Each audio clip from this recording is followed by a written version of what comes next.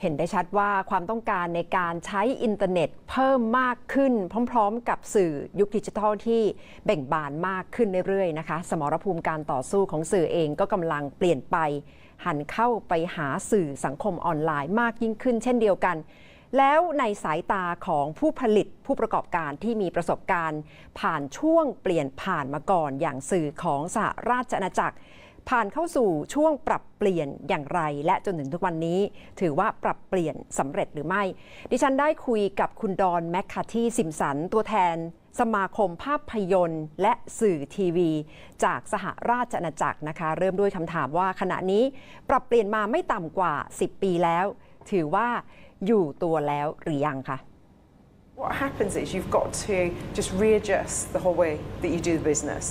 So you have to think, let's not fight digital. It's here to stay. How do we embrace it?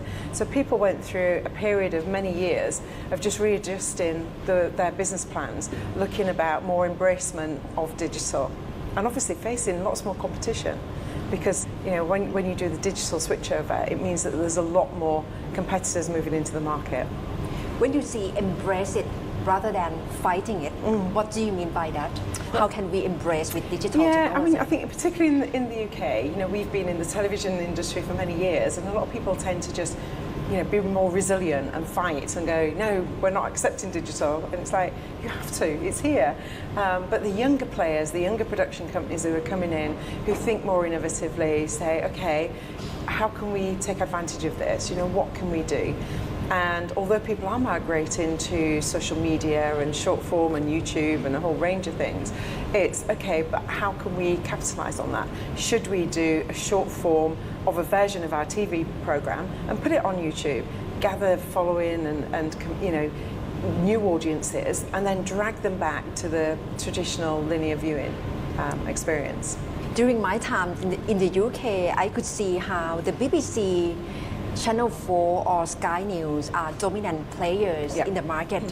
Is it still the case right now? It is, and this was the strange thing. So, digital switchover came, and everyone's going, "Oh no, we'll have lots of competitors come in, and the business will die. BBC will disappear." And actually, when you look at where the production budget comes and the majority of the programming, 80% still comes from our public service broadcasters, which is BBC, ITV, Channel 4 and 5. So it still lives in there. There's lots of competition. There's lots of other channels. But we, as a public service broadcaster, they still dominate, absolutely, even 5 years now after we've completed switchover. How have you noticed the BBC has changed and adapted to the digital technology era? How does it survive? Well, it survives. It launched the iPlayer, which was a massive success. So the iPlayer is somewhere where people can watch catch-up, so giving people the ability that if they haven't watched a programme, they can watch it at a time that suits them. They launched their BBC Store, which was a shop where you can buy archive, and it's, again, all done through, driven through digital. And probably one of the big changes that they did is launched channel BBC 3, and they took it completely off the scheduled TV, and it became an online channel. And doing very well. It's got its own niche market, but again, it's capturing the different types of audiences that just prefer the online as opposed to traditional viewing. How do you see with the international market coming with social media landscape blossoming with Facebook, Twitter? Will we see mingle of content or interconnected of the content between like UK, US, China, Thailand? What do you see the future will bring in terms of content? I say now that we're not UK producers. I always say we're global producers. And I think, the more we collaborate and co-produce with different territories, I think we naturally become immersed in each other's cultures. And I think the difficulty when you're talking about short form and social media is places like China, where a lot of our social media, such as Facebook, Twitter, is all banned in China.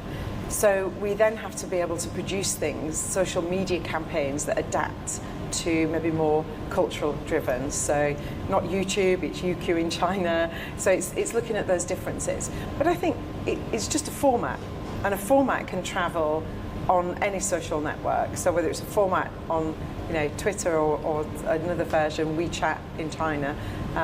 So it's coming up with a format as opposed to thinking about what platform it sits on. You said from the very beginning that TV producer has to be more innovative. Can you give some recommendation, especially younger or independent producer who would like to integrate their content into mainstream media or to the established TV stations? Yeah, I mean, technology. So for instance, one of the big things that we're driving with a lot of companies in the UK is looking at ways of incorporating virtual reality and augmented reality, and in fact the whole mixed reality, and thinking about this is a great way to be able to reach audiences. People where their audiences are dropping off or they're not attracting this new younger generation that is fixated on watching content on mobile. So it's a great way of capturing that. And so what we've been looking at is how do we take a TV production and we come up with short form elements or different elements that sit around but complement, but live in the virtual world. So whether it's a game or whether it's an experience. So if it was like a reality show and you could actually go into the virtual world and actually immerse yourself in that environment.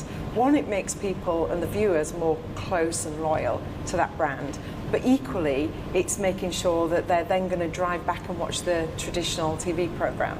So I think for us it's about embracing and looking at innovative ways of using technology as just one way.